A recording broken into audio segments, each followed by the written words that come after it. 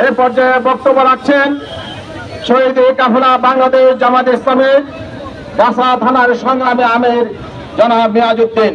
বক্তব্য রাখছেন জনাব মিয়াজউদ্দিন।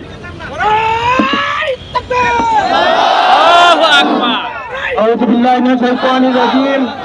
বিসমিল্লাহির রহমানির রহিম। উপস্থিত বাংলাদেশ জামাত ইসলাম গাজীপুর মহানগরী সংগ্রামী সভাপতি অধ্যাপক জামাল উদ্দিন, সংগ্রামী নেতৃবৃন্দ এবং আমার সামনে উপস্থিত ভাইয়েরা, আসসালামু আলাইকুম ওয়া রাহমাতুল্লাহ। প্রিয় ভাইয়েরা, আপনারা জানেন বাংলাদেশ জামাত ইসলাম 5 দফা দাবি বাস্তবায়নের লক্ষ্যে সারা বাংলাদেশে বিক্ষোভ সমাবেশে ডাক দিয়েছে। তারই অংশ হিসাবে আজকে গাজীপুর মহানগরীর আজকের এই সমাবেশ।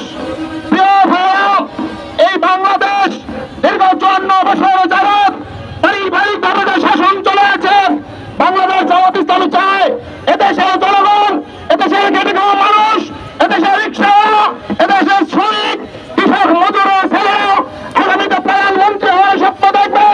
আমরা পারিবারিক বন্ধনে এই রাজনীতিকে আবদ্ধ করে রাখতে চাই না।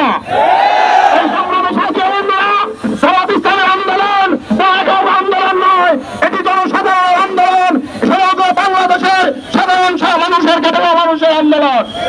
তাই আসুন এই 5 দফা দাবি বাস্তবায়নের লক্ষ্যে বাংলাদেশ জামাত ইসলামী জাতীয় কর্মসূচিতে আমরা সেই সমস্ত কর্মসূচিতে অংশগ্রহণ করে এই দাবি আদায়ের মাধ্যমে আগামী নির্বাচন ক্লিয়ার পদ্ধতির মাধ্যমে প্রত্যেকটা ভোটার যাতে সঠিকভাবে উন্নয়ন হয় সেই দাবি বাস্তবায়নের জন্য মাঠে থাকবো।